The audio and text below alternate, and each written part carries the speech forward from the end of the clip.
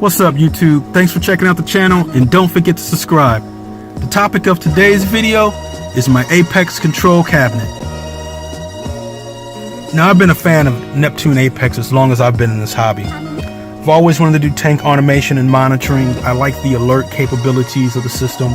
I like being able to leave my tank, go on vacation, and not really worry about it. Neptune Apex is the way to go for this. So I first started out with an Apex Lite. And what I did is I put the Apex and all of its equipment and all of my other power head controllers, everything I put under the stand. Now, I don't like doing this because my sumps aren't always in my stand, and I had the opportunity to get equipment wet and break things, which I did. Unfortunately, I've broken probably more MP40 handheld controllers than I care to mention. So one of the first things I wanted to do when I started upgrading my Apex equipment is to get the Apex and all of the associated equipment to run the tank that's electronic outside of the stand. I first did this by getting just a bookshelf. And what I did is I took the Apex and all the equipment and I laid it on the different shelves in the bookshelf.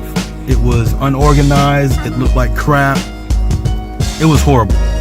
Wires were everywhere. If I tried to change something or unplug something, I normally ended up bringing down the whole system. So when I updated to the Apex 2016, after the bugs were all out, of course, I went out and I went to IKEA and I bought this cabinet that we see in front of us. Now, it's actually two Best A cabinets, and I got the option with the smoke glass door so you can kind of see through it. And once again, I'm trying to display my equipment. I want the tank to be a conversation piece as much as the equipment cabinet that I have. So as you see, I have all my equipment set up in there, and I think I want to take a closer look so you can see exactly what I'm running.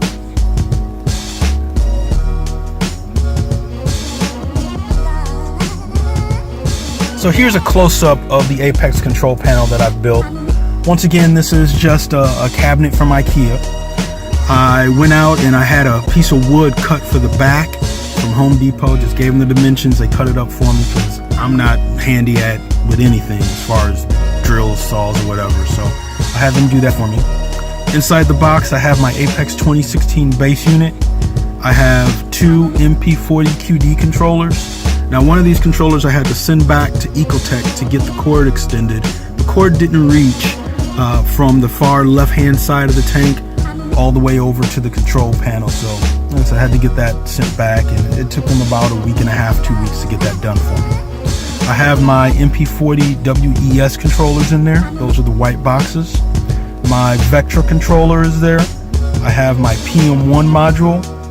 I have my Ecotech Reef link to control all of my Ecotech equipment, my lights, my power heads, and my return pump.